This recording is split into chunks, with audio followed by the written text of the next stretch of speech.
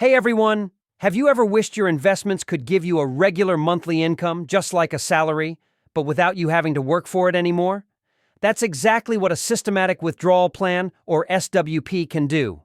It's like putting your money on autopilot, and every month it quietly credits your account while you sip coffee or plan your next trip. Now let me tell you a quick story. Two people, same age, same retirement corpus, very different outcomes. So, Mr. Sharma retires with 50 lakhs. Instead of putting it all into a fixed deposit, he goes with an SWP from a debt mutual fund. He sets it to withdraw 20,000 every month. The fund generates around 8% returns annually, which more or less matches his withdrawal needs. A year later, he's happy, peaceful, and still enjoying regular income with capital intact. Enter his friend, Mr. Verma.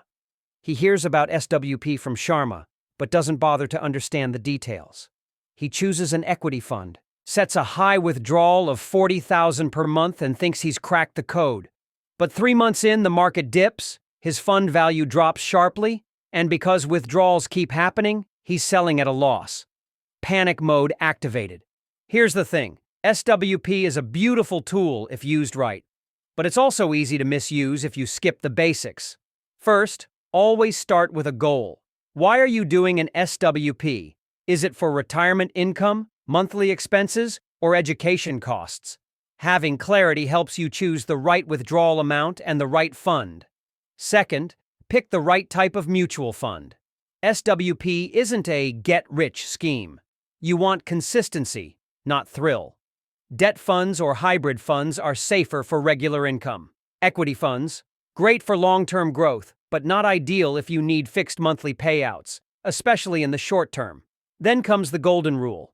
Don't withdraw more than what your fund can earn. If your fund gives 8% per year and you're pulling out 12%, you're digging into your capital. It's like eating the seed instead of the fruit. It won't last long. A good thumb rule? Stick to 6 to 8% annual withdrawal if you want sustainability. Now, here's a sneaky villain many people forget: inflation.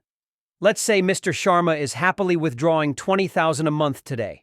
That works for him now. But what about 5 years down the line? With prices rising every year, that 20,000 won't stretch as far. Groceries, medical bills, electricity, everything will cost more. If his withdrawal doesn't keep up with inflation, he'll slowly start feeling the pinch, even if the number in his bank account stays the same. That's why it's smart to either increase your withdrawal slightly each year or have a portion of your investment in growth-oriented funds to beat inflation. Also, let's talk taxes. One of the biggest perks of SWP is tax efficiency. Unlike fixed deposits where you're taxed on the interest every year, with SWP, you pay capital gains tax only on the portion of your withdrawal that counts as profit. And if you hold a debt fund for more than 3 years, you even get indexation benefits. That's a fancy way of saying you pay lower taxes. Smart, right? But of course, there are some don'ts too. Don't withdraw blindly. Just because you see a big number in your mutual fund balance doesn't mean you can set up an aggressive withdrawal. SWP is not magic. It needs balance. Don't use SWP for short-term goals. If you need money within a few months, it's better to redeem the amount directly. SWP is for planned, phased withdrawals. Think long-term. And don't forget that markets can go up and down. If you're withdrawing from an equity fund during a market crash, you're essentially selling at a loss. So either pause the withdrawals or have a buffer to avoid panic selling. Finally, don't just set and forget. Life changes. Markets change. Inflation creeps in. Review your plan once a year and make adjustments if needed. So going back to our story, Mr. Sharma is chilling with coffee because he planned. Mr. Verma?